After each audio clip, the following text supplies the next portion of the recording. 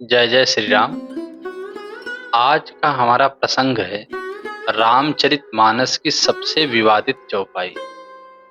आज का हमारा शीर्षक है रामचरितमानस की सबसे विवादित चौपाई। पूजिय विप्रशील गुणहीना, शूद्र न गुणगन ज्ञान प्रवीणा। सुनिए आप। पूजिय विप्र शील गुणहीना, पूजिय विप्र शील गुणहीना, शूद्र न गुण गण ज्ञान प्रवीणा, शूद्र न गुण गण ज्ञान प्रवीणा।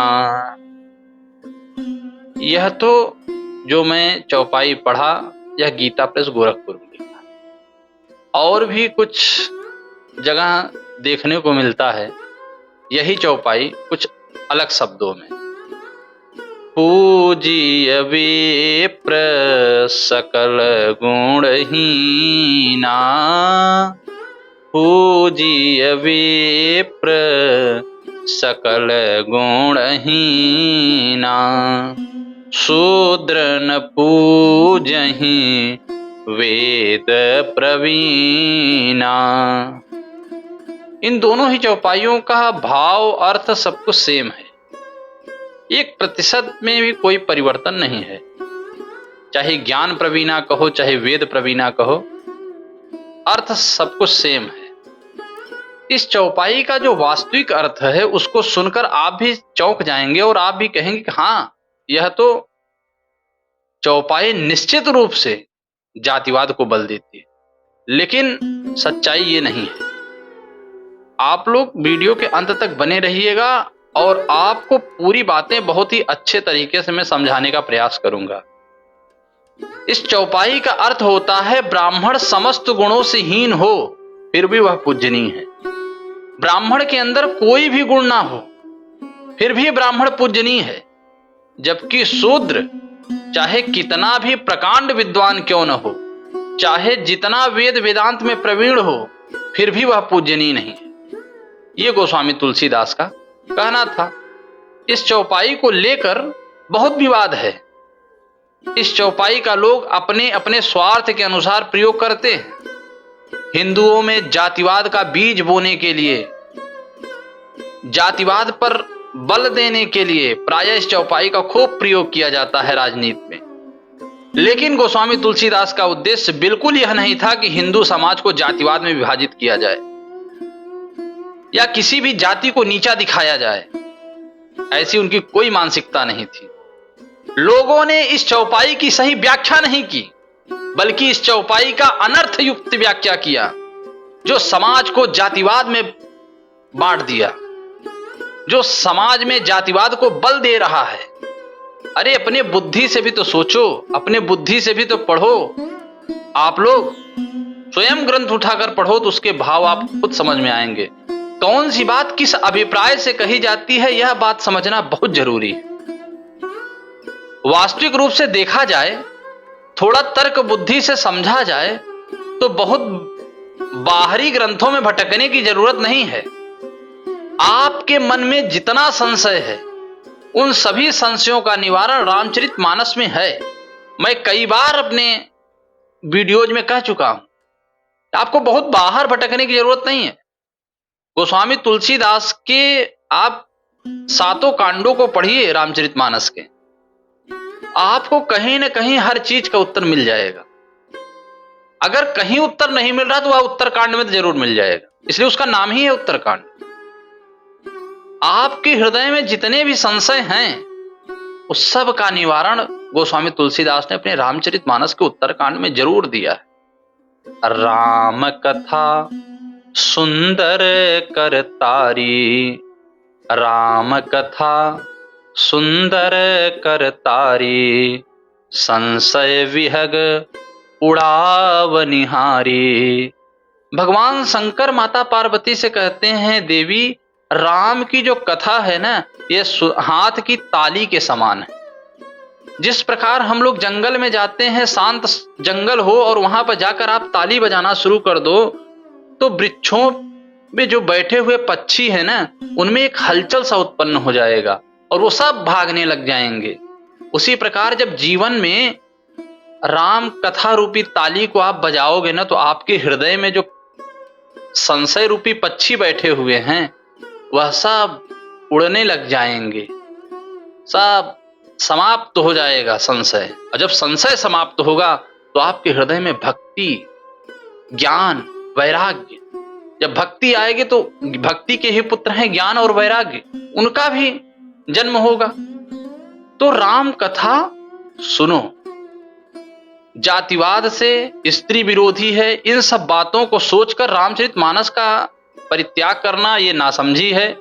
हम बार बार कहते हैं इस ग्रंथ को खूब पढ़ो, खूब चिंतन करो, खूब मनन करो और जितना हो सके हमारे इस वीडियो को अधिक से अधिक लोगों तक आप लोग पहुंचाया करिए। तो आते हैं हम अपने टॉपिक पर। पूज्य विप्र शील गुणहीना, शूद्रन गुण गण ज्ञान प्रवीणा। अब आप लोगों को ये लगता होगा कि ये सच में बहुत जातिवादी चौपाई है। शील और गुणों से हीन ब्राह्मण भी पूजनीय है, गुण गणों से युक्त और ज्ञान में निपुण भी शूद्र पूजनीय नहीं है। ये गोस्वामी जी ने क्या लिख दिया? ये सच में बड़ा कंट्रोवर्शियल चौपाई है, लेकिन ऐसा नहीं है। भाव समझिए, गोस्वामी तुलसीदास ने जातिवाद पे कभी बल दिया ही नहीं। अब हम आप लोगों से एक प्रश्न करते हैं, जो लोग इस चौपाई का विरोध कर रहे हैं, हमारा प्रश्न उनसे है, आप हमको बताइए रावण किस जाति का था? रावण किस जाति का था बताइए? रावण का जन्म ब्राह्मण परिवार में हुआ था, ऋषि विश्रवा का पुत्र था। रावण का जन्म एक ब्राह्मण परिवार में हुआ था। और रावण कौन था? ऋषि विश्रवा का पुत्र था, ऋषि पुलस्त का नाती था। रावण के ब्राह्मण होने के बावजूद भी गोस्वामी तुलसीदास ने पूरे रामचरितमानस में एक भी जगह रावण की स्तुति नहीं गाई। अगर गोस्वामी तुलसीदास जातिवादी होते तो रावण को ब्राह्मण समझ के रावण की स्तुति गाते, लेकिन गोस्वामी तुलसीदास जी ने एक भी जगह रावण की स्तुति नहीं गाई। इतना बड़ा रामचरितमानस ग्रंथ लिखा, और ऐसा नहीं था कि रावण स्तुति योग्य नहीं था। रावण के चरित्र पर आप प्रकाश डालिए, रावण कितना मतलब महान व्यक्तित्व था रावण का। वेद वेदांत में प्रवीण था, वेद वेदांत में तो रावण निष्णात था। कहते हैं कि वेदों को स्वर देने वाला कोई था तो उसका नाम था रावण। रावण ने वेदों को स्वर दिया। वेदों को कैसा गाया जाए इसको किसी ने सिखाया तो रावण ने सिखाया। रावण ने प्रकृति को वश में कर लिया था भैया। रावण की वैज्ञानिकता का स्तर इतना ऊंचा था कि रावण ने प्रकृति को अपने बस में कर रखा था। अपनी वैज्ञानिकता के बल पे रावण कई देवताओं को बंदी बना रखा था, कई ग्रहों को अपने बस में कर रखा था। शनि को अपने पैर के नीचे रखता था, गुरु बृहस्पति को बंदी बना रखा था, इंद्र को जीत लिया था उसका पुत्र, नाम ही पड़ गया इंद्रजीत। कहते हैं धन्य है रावण की वैज्ञानिकता। शिव तांडव जैसा स्तोत्र, हिमालय पर्वत को उठाने वाला व्यक्ति। कोई बल की कमी नहीं थी, कोई ज्ञान की कमी नहीं थी रावण के भीतर। पूरे आप शास्त्रों को आप कहीं भी पढ़ लीजिए, चाहे आप महर्षि वेद व्यास जी के पुराण पढ़ लीजिए, चाहे गोस्वामी तुलसीदास के रामचरितमानस, कोई भी व्यक्ति आज तक ये नहीं कहा कि रावण नास्तिक था। प्रायः हिंदुओं में कहा जाता है कि जो वेद को नहीं मानता वो नास्तिक है। सनातन धर्म के लोग ऐसा मानते हैं कि जो वेद को नहीं मानता वो नास्तिक है, कहा जाता है ऐसा। लेकिन रावण जो था वह वेद को स्वर देने वाला था, इसलिए रावण को कभी किसी ने नास्तिक नहीं कहा। लेकिन हाँ, रावण के जीवन में एक दोष था जो रावण के पतन का कारण बना। रावण के जीवन में बस एक ही दोष था, पराई स्त्री पर कुदृष्टि। रावण के जीवन में एक दोष था, वह चरित्रहीन था। और इसी चरित्रहीनता के चलते, इसी चरित्रहीनता के कारण गोस्वामी तुलसीदास जी ने रावण को ब्राह्मण नहीं माना, रावण को शूद्र माना। इसी चरित्रहीनता के चलते गोस्वामी तुलसीदास जी ने रावण को शूद्र माना और रावण को ब्राह्मण नहीं माना। भले वह ब्राह्मण कुल में जन्मा, फिर भी उसकी स्तुति कहीं नहीं है। पूरे रामायण में इतने गुणों से युक्त होने के बाद भी रामायण में, रामचरितमानस में कहीं स्तुति नहीं गाई गई। ना ही वाल्मीकि जी ने अपने वाल्मीकि रामायण में कहीं उसकी स्तुति गाई। रावण को गोस्वामी तुलसीदास की नजर में रावण सिर्फ और सिर्फ एक शूद्र था। रावण जैसे शूद्र व्यक्ति को गोस्वामी तुलसीदास जी का कहना था इस चौपाई में कि रावण जैसे शूद्र व्यक्ति को कभी मत पूजिए, चाहे वह कितना भी वेद वेदांत में प्रवीण हो। रावण जैसे चरित्रहीन व्यक्ति को गोस्वामी तुलसीदास जी ने शूद्र माना है। और ऐसे चरित्रहीन व्यक्तियों को शूद्र कहकर उन्होंने बताया कि ऐसे व्यक्तियों को आप कभी मत पूजिए, चाहे वो वेद वेदांत में कितने भी प्रवीण क्यों न हो। यही गोस्वामी तुलसीदास जी का भाव था इस चौपाई के पीछे, और इसका कोई मतलब नहीं था।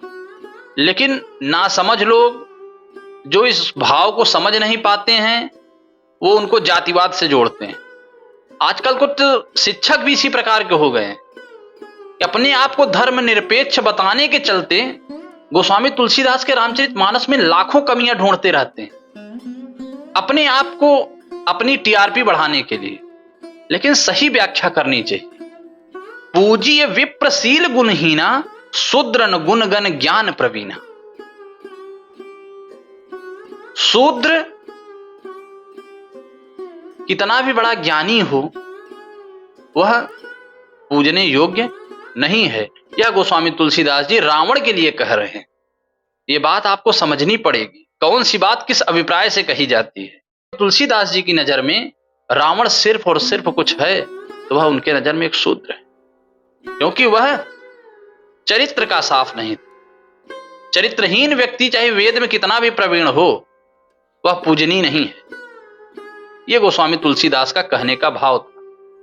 और दूसरी बात यह है कि मान लीजिए गोस्वामी तुलसीदास को लोग कहते हैं शूद्र विरोधी हैं, ये जातिवाद फैलाते हैं, तो हमको एक प्रश्न का और जवाब दीजिए। दूसरी बात, यदि शूद्रों से नफरत करते होते, जातिवादी होते, तो महर्षि वाल्मीकि की स्तुति कभी न गाते? अपने ग्रंथ में तो बिल्कुल न गाते। भाई अपने ग्रंथ में तो उनकी स्वतंत्रता है, फिर भी उन्होंने महर्षि वाल्मीकि की स्तुति गाई। और यह बताने की हमें आवश्यकता नहीं कि महर्षि वाल्मीकि जी किस जाति के थे। हम जाति सूचक शब्द प्रयोग नहीं करना चाहते हैं, लेकिन वह शूद्र थे, यह सब जानते। फिर भी गोस्वामी तुलसीदास जी ने वाल्मीकि जी की स्तुति गाई, जबकि रावण ब्राह्मण था फिर भी उसकी स्तुति नहीं गाई। और वाल्मीकि जी शूद्र थे, फिर भी वाल्मीकि जी की स्तुति अपने रामचरितमानस में गोस्वामी तुलसीदास जी ने गाई। और सिर्फ गाई नहीं, आप देखिए कितना ऊंचा पद प्रदान कर दिया गोस्वामी जी ने अपने रामचरितमानस में वाल्मीकि जी को। 2 सर्वोच्च पद उन्होंने प्रदान किया अपने रामचरितमानस में वाल्मीकि जी को। पहला तो कहा कि अपने मंगलाचरण में ही उन्होंने कहा, सीताराम गुण ग्राम पुण्य अरण्य विहारिणो। सीताराम गुण ग्राम पुण्य अरण्य विहारिणो, वंदे विशुद्ध विज्ञानो कविश्वर कपीश्वरो। कितनी साफ शब्दों में बताया, विशुद्ध विज्ञानो कविश्वर कपीश्वर। उनको विशुद्ध वैज्ञानिक बताया महर्षि वाल्मीकि को। इनके विज्ञान में कोई संदेह नहीं है, यह साक्षात वैज्ञानिक है। विशुद्ध वैज्ञानिको, इनके जीवन में जो वैज्ञानिकता है उस पर बल दिया गोस्वामी जी ने पहले। और दूसरी बात इन्होंने कहा, क्या कहा वो भी सुनिए। वाल्मीकि जी के लिए गोस्वामी तुलसीदास ने, उल्टा नाम जपत जग जाना, उल्टा नाम जपत जग जाना। वाल्मीकि भय ब्रह्म समाना। कहते हैं मरा मरा जपने वाला व्यक्ति साक्षात ब्रह्म के समान हो गया। ब्रह्म नहीं हुआ लेकिन ब्रह्म के समान बन गया। उल्टा नाम जपत जग जाना, वाल्मीकि भय ब्रह्म समाना। ब्रह्म के समान हो गए वाल्मीकि। यह पंक्ति सिर्फ रामचरितमानस में मिलेगी। इतना ऊंचा स्तर किसी शूद्र को दिया है गोस्वामी तुलसीदास ने अपने रामचरितमानस में। भगवान राम के बारे में लिखा कि राम ब्रह्म परमार्थ रूपा, अविगत अलख अनादि अनूपा। राम साक्षात ब्रह्म हैं और वाल्मीकि जी ब्रह्म के समान हैं। राम के पैरेलल खड़ा कर दिया, राम के समानांतर खड़ा कर दिया वाल्मीकि जी को। कितना ऊंचा पद प्रदान किया अपने रामचरितमानस में। और बुद्धिहीन लोग आज भी इनको जातिवाद से जोड़ते हैं। जिन्होंने अपने गुरु से सही ज्ञान प्राप्त नहीं किया है ना, वही लोग इस ग्रंथ को जातिवाद से जोड़ते हैं और वही लोग इस धर्म ग्रंथ के बारे में अनाप शनाप बकते रहते हैं। लेकिन सही बात यह है कि इस ग्रंथ जैसा सुंदर ग्रंथ कोई है ही नहीं। अगर हमारे दिल की बात सुनी जाए तो मैं चाहता हूं कि रामचरितमानस को राष्ट्रीय ग्रंथ घोषित कर देना चाहिए भारत सरकार को। इतना सुंदर ग्रंथ है रामचरितमानस। यह अपने आप में समुद्र है भैया। लाखों जिंदगियां आप कुर्बान कर दो फिर भी इसमें एक नए नए भाव निकलते रहेंगे, नए नए भाव निकलते रहेंगे। आप चिंतन करके तो देखिए रामचरितमानस की पंक्चौपाइयों का। हम और आप करते नहीं। दिक्कत यह है दूसरे के बहकावे में आ जाते हैं। हर आदमी की सोचने की एक अलग अलग टेक्निक होती है। हो सकता है बहुत लोगों को हमारे बताने में ही हजारों दुर्गुण दिख गए हों, क्योंकि जिसकी जैसी दृष्टि रहती है वो उसको उसी प्रकार से दिखता है। देखने का नजरिया क्या है। कुछ लोग गलत देखना ही चाहते हैं तो उनको कोई समझा ही नहीं सकता। और हमको जहां तक लगता है कि गोस्वामी तुलसीदास जाति विरोधी नहीं, गोस्वामी तुलसीदास ने जातिवाद पे बहुत बल नहीं दिया। अगर हमारी बात कोई आपको समझ में ना आई हो तो कमेंट बॉक्स में अपने विचार जरूर प्रस्तुत करें। राधे राधे।